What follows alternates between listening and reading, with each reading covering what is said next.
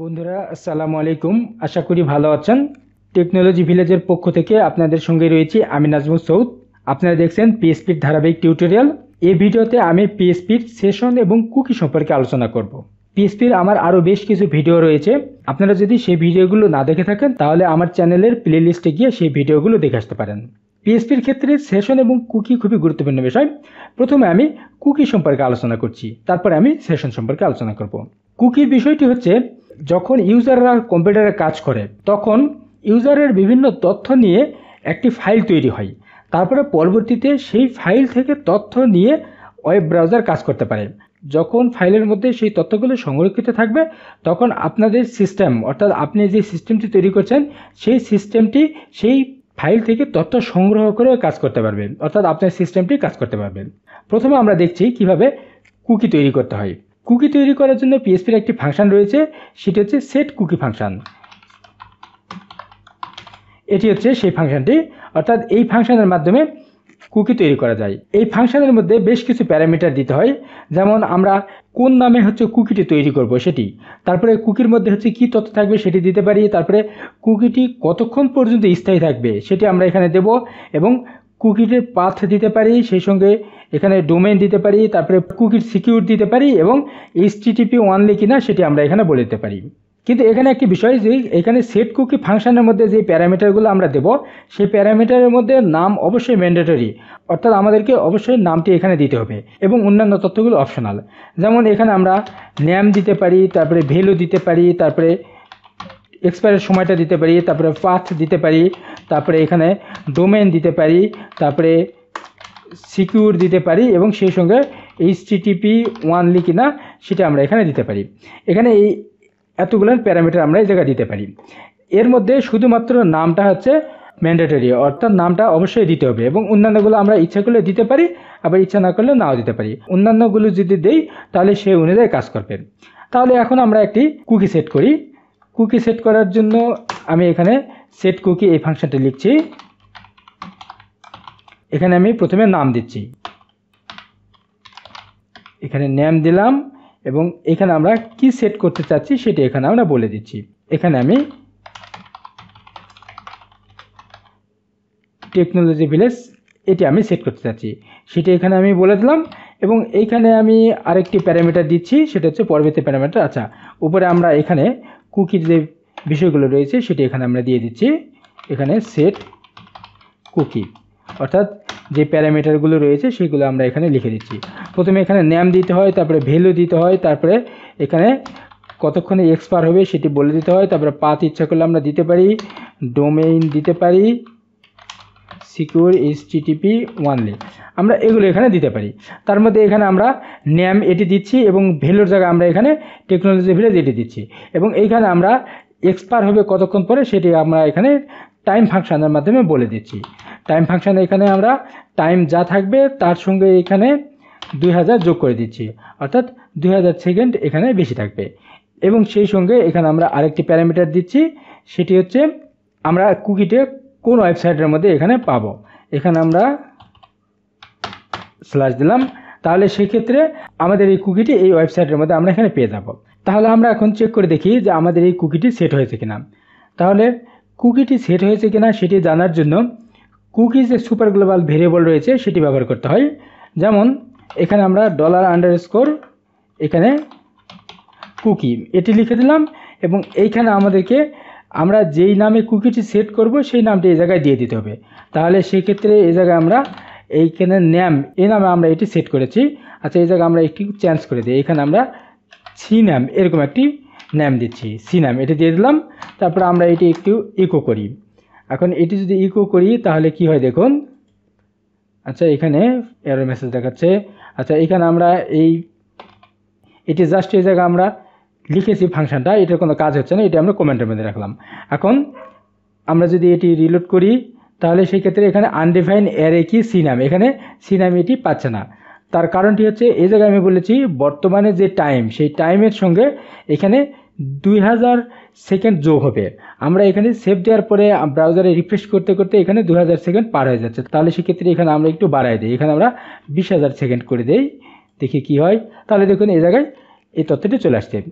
এখন আমরা যদি এটি রিফ্রেশ করি, দেখুন আমি রিফ্রেশ করছি, তারপরে এখানে টেক্সটটি থেকে যাচ্ছে, অর্থাৎ এটি কুকির মধ্যে সেট হয়ে গেছে।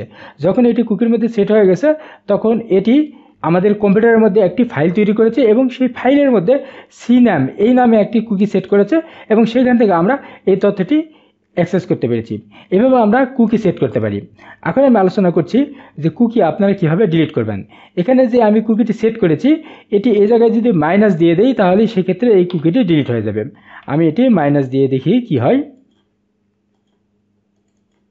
দেখুন এটা আমি মাইনাস দিয়েছি। যখন আমি এটি মাইনাস দিয়েছি, মাইনাস দেওয়ার পরে এখানে 20,000 সেকেন্ড যখন হয়ে গেছে তখন সঙ্গে সঙ্গে আমাদের কুকিটি ডিলিট হয়ে গেছে। কুকিটি ডিলিট হওয়ার কারণে এখানে সিনাম সেটি এখানে খুঁজে পাচ্ছে না। অনুরূপভাবে আমরা যদি এ জায়গায় আবার প্লাস দিয়ে দেই তাহলে সেক্ষেত্রে সে এটি আবার খুঁজে পাবে। এই যে দেখুন সেটি খুঁজে পেয়েছে এবং এখানে এই জায়গায় এটি শো করেছে। এভাবে আমরা কুকি সেট করতে পারি এবং কুকি ডিলিট করতে পারি। এখন এখানে একটি বিষয়, সেটি হচ্ছে আমরা এই সেট কুকি এই ফাংশনটি যখন লিখব তখন অবশ্যই এটি আমাদের একবারে ডকুমেন্টের শুরুতে লিখতে হবে। আমরা যখন HTML এর ট্যাগ লিখব অথবা PHP এর কোনো কোড লিখব তার পূর্বে একেবারে ডকুমেন্ট শুরুতে আমাদেরকে এখানে সেট কুকি এই ফাংশনটি লিখতে হবে, নাহলে সেটি কাজ করবে না। এখন আমি সেশন সম্পর্কে আলোচনা করছি, অর্থাৎ সেশন কি এবং এটি কিভাবে ব্যবহার করবেন সেই সম্পর্কে আলোচনা করছি। সেশন এবং কুকির কাজ মোটামুটি একই ধরনের, কিন্তু কুকি সাধারণত কাজ করে ফাইল নিয়ে, অর্থাৎ যখন আপনারা কুকি সেট করবেন তখন একটি ফাইল তৈরি হবে এবং সেই ফাইলের মাধ্যমে তথ্য এখানে আপনারা অ্যাক্সেস করতে পারবেন। কিন্তু সেশনের কাজটি হচ্ছে যখন আপনারা একটি সেশন সেট করবেন তখন সেক্ষেত্রে সেটি কোনো ফাইল তৈরি করে না, সেটি জাস্ট শুধু ব্রাউজার নিয়ে কাজ করে। অর্থাৎ এখানকার তথ্যগুলো ভেরিয়েবলের মাধ্যমে স্টোর হয় এবং যখন ভেরিয়েবলের মাধ্যমে স্টোর হয় তখন আপনারা ব্রাউজারের যে কোনো পেজ থেকে সেটি অ্যাক্সেস করতে পারেন। অর্থাৎ আপনারা যদি কোনো একটি ব্রাউজার ওপেন করেন, যেমন গুগল ক্রোম ওপেন করলেন, ওপেন করার পরে আপনারা যদি এখানে কোনো সেশন সেট করেন, সেট করার পরে গুগল ক্রোমে আপনি যতগুলো ট্যাব ওপেন করবেন ততগুলো ট্যাব থেকে আপনি সেশনের তথ্য অ্যাক্সেস করতে পারবেন। কিন্তু যখনই আপনারা ব্রাউজারটা ক্লোজ করে দেবেন তখন সঙ্গে সঙ্গেই সেশন ক্লোজ হয়ে যাবে, অর্থাৎ সেশনের সকল তথ্য মুছে যাবে। এখন আমি দেখাচ্ছি কিভাবে আপনারা সেশন নিয়ে কাজ করবেন। সেশন সেট করার জন্য প্রথমে আপনাদেরকে সেশন স্টার্ট একটি ফাংশন রয়েছে সেটি ব্যবহার করতে হবে। সেশন স্টার্ট এই ফাংশনটি ব্যবহার করতে হবে এবং সেশনের ক্ষেত্রেও যখন আপনারা সেশন স্টার্ট করবেন অর্থাৎ সেশন স্টার্ট ফাংশনটি লিখবেন এটি অবশ্যই পেজের একবার উপরে দিতে হবে। অর্থাৎ আপনারা HTML এর যদি কোনো কোড লেখেন তাহলে সেক্ষেত্রে HTML এর কোডের উপরে এবং PHP যদি কোড লেখেন তাহলে একবারে PHP কোডের শুরুতে এই সেশন স্টার্ট এই ফাংশনটি লিখতে হবে। যখন আপনারা এই সেশন স্টার্ট ফাংশনটি তৈরি করবেন তখন সেশন নামে একটি সুপার গ্লোবাল ভেরিয়েবল রয়েছে, সেই ভেরিয়েবলের মধ্যে তথ্যগুলো সেট হয়ে যায়। এখানে আমরা সেশনে যে তথ্যটি দেবো সেই তথ্যের আমরা নাম দিতে পারি এবং সেই তথ্যের মাধ্যমে আমরা সেটি অ্যাক্সেস করতে পারি। যেমন আমরা এখানে সেশন স্টার্ট করলাম, তারপরে এখানে আমি একটি তথ্য নিচ্ছি, যেমন এখানে আমি সেশন সুপার গ্লোবাল যে ভেরিয়েবল সেটি আমি দিলাম, অর্থাৎ সুপার গ্লোবাল যে অ্যারে সেটি আমি এখানে দিলাম। তারপরে এখানে আমি একটি নাম দিচ্ছি, যেমন এখানে আমি সি নাম এরকম একটি নাম দিলাম এবং তারপরে এইখানে আমি তথ্য দিচ্ছি সেটি হচ্ছে টেকনোলজি ভিলেজ এটি দিলাম। যখন আমি এই সেশনটি স্টার্ট করলাম অর্থাৎ সেশন স্টার্ট ফাংশন লিখলাম এবং তারপরে আমি এখানে একটি সেশন সুপার গ্লোবাল ভেরিয়েবলের মধ্যে সি নাম এই নামে একটি তথ্য আমি দিলাম এবং এই টেকনোলজি ভিলেজ এই তথ্যটি দিলাম। যখনই আমি এই পেজটি রান করব তখন সঙ্গে সঙ্গে সেশনটি সেট হয়ে যাবে। যেমন এখানে দেখুন আমি এটি রান করছি, তাহলে সেটি এখানে সেট হয়ে গেল, এখানে কিন্তু কোনো মেসেজ দেবে না। এখন আমি যদি এটি অ্যাক্সেস করতে চাই তাহলে সেক্ষেত্রে আমি এটি যদি ইকো করি এই জায়গায়, এটি যদি আমি ইকো করি তাহলে সেটি আমি অ্যাক্সেস করতে পারবো এবং সেটি এখানে শো করবে। এখন এটির মজার বিষয়টা দেখুন, এখানে আমি আরেকটি পেজ তৈরি করছি, এই পেজের আমি নাম দিচ্ছি another.php এরকম একটা নাম দিলাম। তারপরে আমি যদি এই পেজটি আমাদের ব্রাউজারে রান করি তাহলে সেক্ষেত্রে এখানে আমরা another.php এটা আমি রান করলাম। এখন যখন আমি এটি রান করেছি তখন এই পেজের মধ্যে কিন্তু কোনো কিছু শো করে নাই। এখন আমি এখানে একটা কাজ করছি, যেমন এইখানে দেখুন এই জায়গায় আমি এই সি নাম এই নামে এই তথ্যটি আমি এখানে স্টোর করেছি। এখন এই তথ্যটি যদি আমি এই পেজে অ্যাক্সেস করতে চাই, অর্থাৎ যখন আমি এটি রিলোড করব তখন সঙ্গে সঙ্গে যেন এই নামটি এই জায়গায় চলে আসে, তাহলে সেই ক্ষেত্রে এখানে আমাদেরকে পেজের একেবারে শুরুতে সেশন স্টার্ট এই ফাংশনটি লিখতে হবে। সেশন স্টার্ট এই ফাংশনটি এখানে দিয়ে দিলাম এবং সেই সঙ্গে আমরা এখানে সেশন যে সুপার গ্লোবাল ভেরিয়েবল রয়েছে সেটি এখানে দিয়ে দিলাম এবং এখানে আমরা কি নামে দিয়েছিলাম তথ্যটা, আমরা এখানে সি নাম এই নামে আমরা তথ্যটি দিয়েছিলাম। তাহলে এটি আমি এখানে ইকো করছি, দেখুন এখানে কি হয়, এখানে দেখুন আমরা তথ্যটি এই জায়গায় অ্যাক্সেস করতে পেরেছি। আমরা কিন্তু আমাদের তথ্যটি দিয়েছিলাম এই পেজের মধ্যে, কিন্তু আমরা যখন এই পেজের মধ্যে গেলাম অর্থাৎ another.php এখানে কিন্তু আমরা এটি অ্যাক্সেস করতে পারলাম। তাহলে সেক্ষেত্রে যখন আমরা এখানে সেশন স্টার্ট ফাংশনটি এই জায়গায় দিয়েছি এবং অনুরূপভাবে এই জায়গাতে আমরা সেশন স্টার্ট এই ফাংশনটি দিয়েছি, আমরা যে সকল পেজে এই সেশন স্টার্ট ফাংশনটি দেব সেই সকল পেজে আমরা এই তথ্যগুলো অ্যাক্সেস করতে পারবো।